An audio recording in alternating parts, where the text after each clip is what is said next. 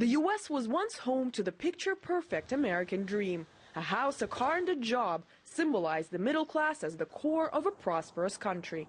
Yet, for an increasing amount of Americans, some or all of these are now out of reach. This country was founded on the ideals of life, liberty, and the pursuit of happiness. How can you be happy if you can't pay your rent? How is this American in any way, shape, or form?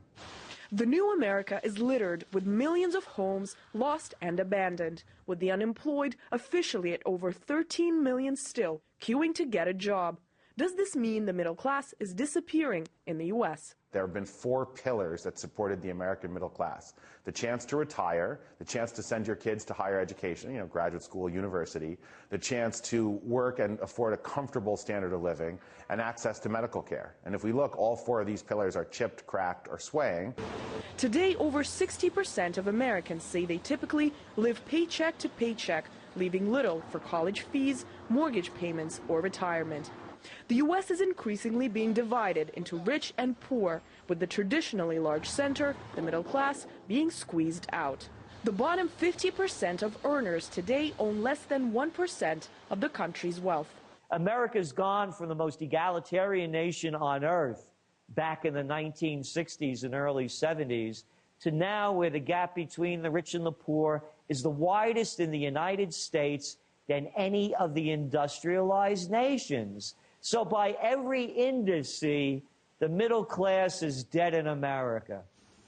Caleb comes from a traditional American middle-class family.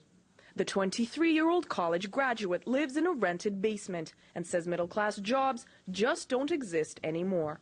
I was taught all my life in the media and in school that the United States was the greatest country in the world because if you just work hard, you can be part of this magical middle class. I'm part of a generation of youth who will never have this so-called American dream. Finding work on average takes 8.5 months now, and with 6 Americans vying for each job, the prospects for the country's youth look dim. The future that lies is living in basements like I do. Some of them are becoming homeless. Others are going to prison, right? There's increasing crime and drug use and things like that. There's also the wars, right? The military is, they don't have a recruitment problem anymore now that the economy has declined so much. What hasn't declined is military spending. I'm a teacher. There's teachers laid off left and right. This is the future of our country, and we are spending more money. I mean, a tremendous billions are being spent on war, on the war machine. Priorities having a devastating effect on middle and working class America. Melanie Samuels runs a food pantry in New York. She says the face of hunger in America has drastically changed. Now we're seeing people that do have an education, used to have decent jobs, now online, coming in teary-eyed, crying. They never thought this would happen to them. Some 40% of the 43 million food stamp recipients today are working Americans, and every 5th child now lives below the poverty line. America grew prosperous on the belief that the next generation of workers would live better than the first. But nowadays, the outlook for the future is anything but optimistic.